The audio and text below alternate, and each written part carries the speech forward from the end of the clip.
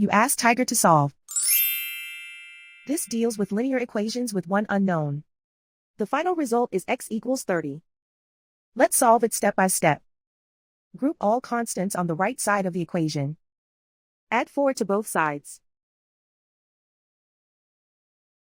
Simplify the arithmetic.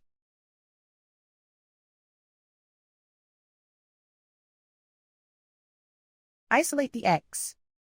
Multiply both sides by 5. Group like terms. Multiply the coefficients. Simplify the fraction. Simplify the arithmetic. And so the final result is x equals 30.